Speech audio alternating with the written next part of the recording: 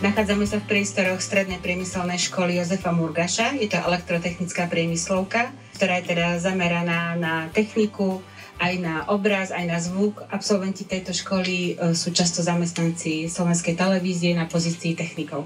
Kreatívne centrum poskytuje teda rôzne služby. Primárne sú to vzdelávacie aktivity, kde organizujeme rôzne workshopy pre ľudí s rôznym zameraním. Budeš nahrávať ďalšej skupine. Poď sem.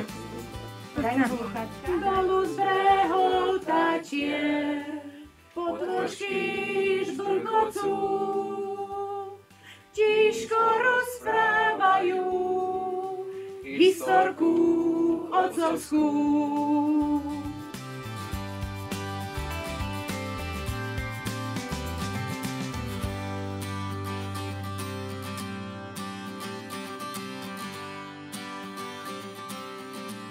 To je ten vietor, ktorý trošku boli tam náfuky, ale myslím si, že to je znesiteľné.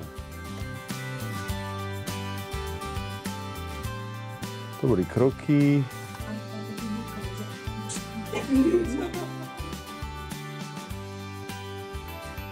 Vy teraz ste účastníci našho podujatia v rámci našho programu, ktorý sa nazýva Creative Innovation Lab, ktorý spadá do programu CIL. Čiže to je transferom poznatkov a inovácií v kultúrnom a kreatívnom priemysle k modernejšiemu Slovensku. Ponúkame priestor na to, aby sa ľudia žijúci v zahraničí Slováci mali kde vrátiť, aby mali nejaké zázemie, aby mali niečo, nejaké miesto, kam by sa mohli navrátiť, keby mali o to záujem. Čiže je to pracovné miesto, nejaké možnosti podnikania alebo prejaviť svoju kreativitu.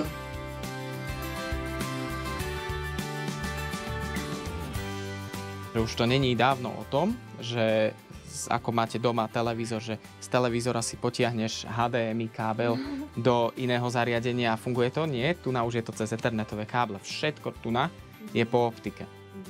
Takže už je to tak, že každý jeden ten fader, ktorý sa tu nachádza, má svoju vlastnú IP adresu. A každé jedno to zariadenie má svoju vlastnú IP adresu.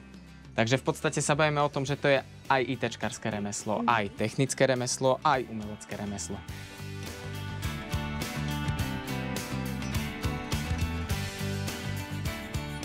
Dobre, my sme štartnutí, takže poprosím ticho v štúdiu a môžeš o 3, môžeš.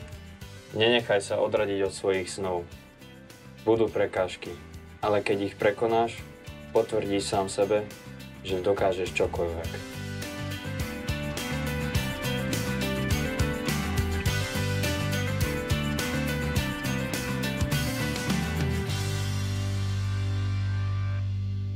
Ahojte, ja som Kaja.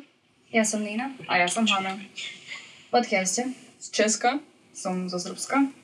A ako rozprávate po slovensky? Lebo sme Slováci, ktorí žijú v zahraničí, nie sme Česi, nie sme Srbi. My sme Slováci rovnako ako aj vy. Nedajte sa odsudzovať. Nedáme sa ani my. Vašu históriu, Váš jazyk váš pôvod a vašu kultúru nie sú veci, za ktoré by ste sa mali hanbiť. Všetci sme rozdielní, ale navzájom sme rovnakí. Preto nás náš jazyk môže spojiť. Kamarátstvo a vzťahy, ako blízke, tak aj medzinárodné, sú dôležité. Budujú osobnosť a život človeka. Dúfame, že budeme kamaráti.